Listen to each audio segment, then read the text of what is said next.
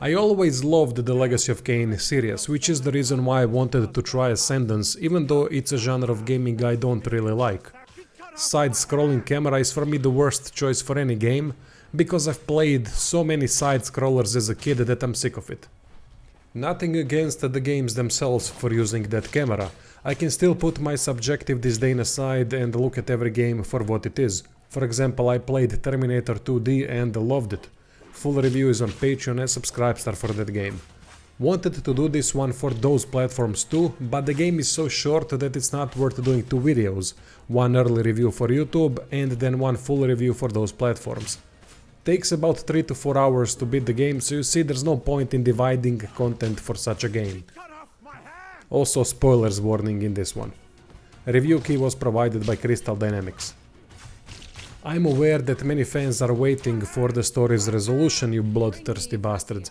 Crystal Dynamics is back, it seems, but in the role of a publisher this time around. Beatbot Media is a developer of Ascendance.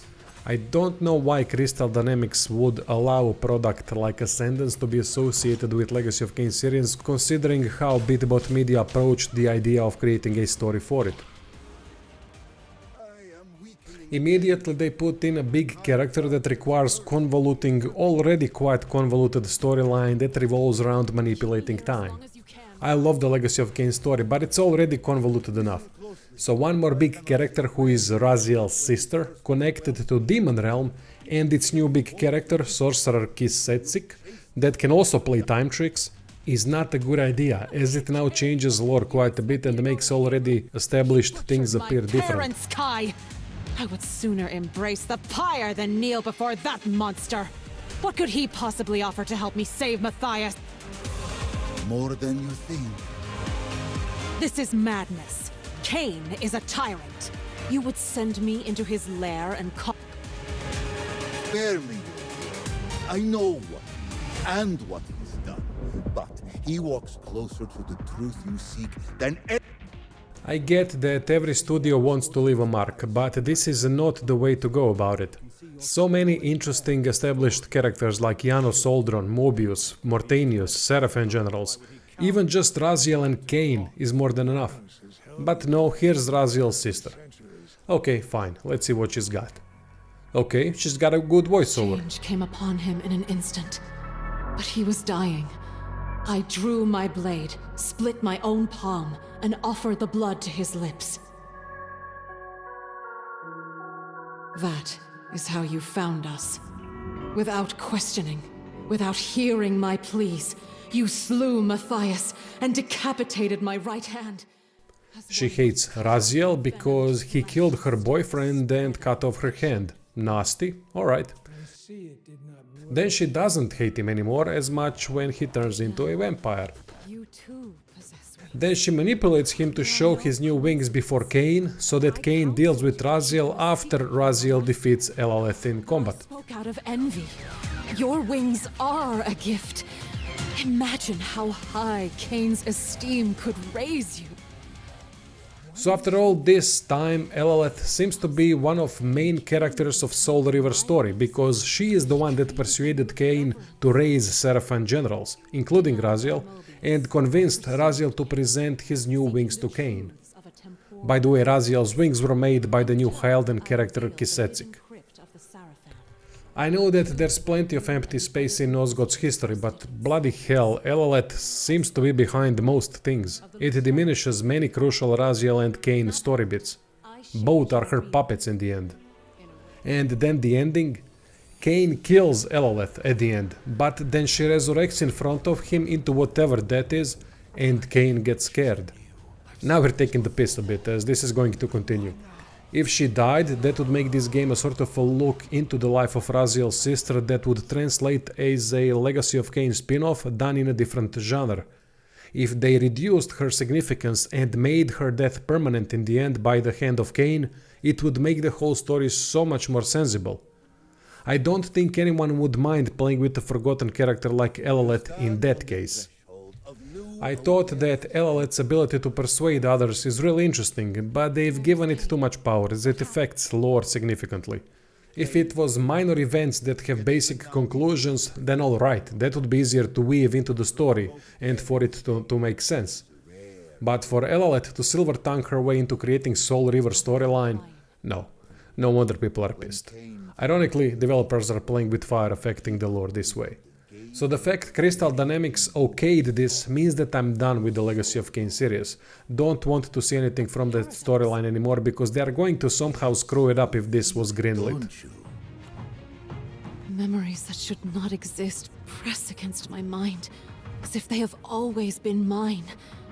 History bends, and yet Matthias's fate remains unchanged. Even Raziel and Kain voice actors, who are the original ones I think, didn't do a particularly good job in this product. Kain was alright, but Raziel just didn't do it for me for some reason. I don't know if anyone else sees it the same way. I know they are the OGs if I'm not mistaken, and have done a brilliant job in the past. But Raziel seemed quite unconvincing. Maybe it's just me. Ignore if it is. As she wished, Kain sundered my flesh. My envious brothers lust for my downfall. They will learn I am not yet defeated.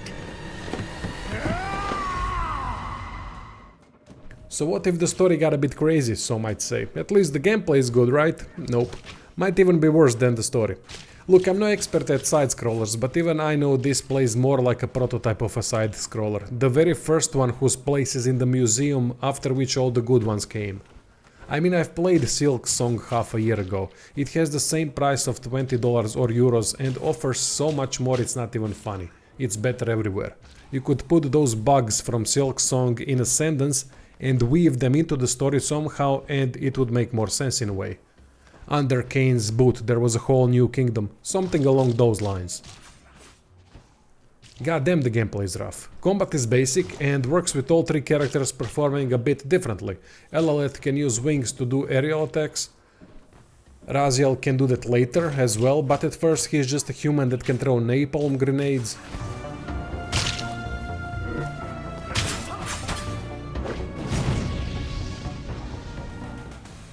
Kain, instead of wings, uses bats to disperse quickly, and what I particularly like is that he kills everything with one hit thanks to Soul River. But it's all a bit too basic. All three are also bloodthirsty as fuck. The amount of blood they drink is ridiculous. And then they get thirsty a minute later. What the fuck? How the hell do they survive outside of us playing these characters? They basically die of thirst overnight if this is their true hunger. It's bollocks.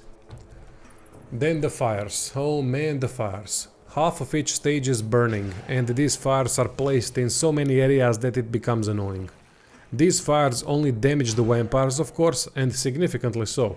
Combine that with the thirst and it gets cheesily cheap at times.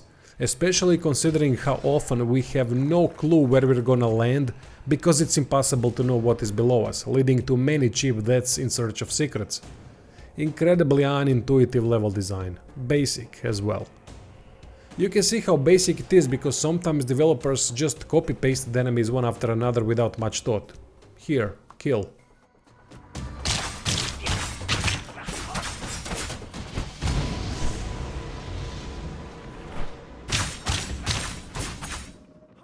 Jumping and grabbing has a mind of its own when trying to combine it together. Led to some of the most frustrating level parts.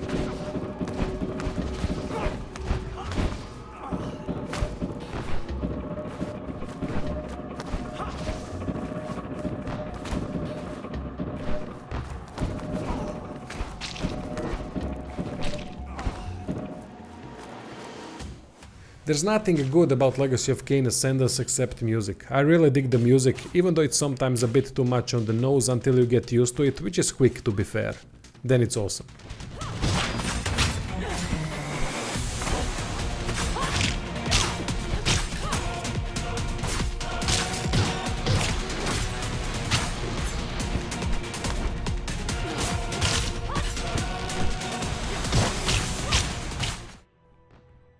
So what can I even give a game like this? Weak level design, too basic combat, ridiculous hunger, cheesy cheap fires put all over the place, huge changes to lore, ending that screws with everything even more. Only couple hours long for such a price, and while I know that time spent with the game doesn't dictate price, but when it's such a short basic game that no one asked for the price of Silk Song, then you're taking the piss a bit. So my score is 3 out of 10, which translates to a bad game. It is what it is. Can't even call it mediocre because most of the game is subpar. I can't think of a single reason why anyone should play Ascendance. Very disappointing new entry to the Legacy of Kain series that makes me a bit scared of what they are going to come up with next. Anyway, Patreon, subscribe, start merch in the description, and thanks for watching.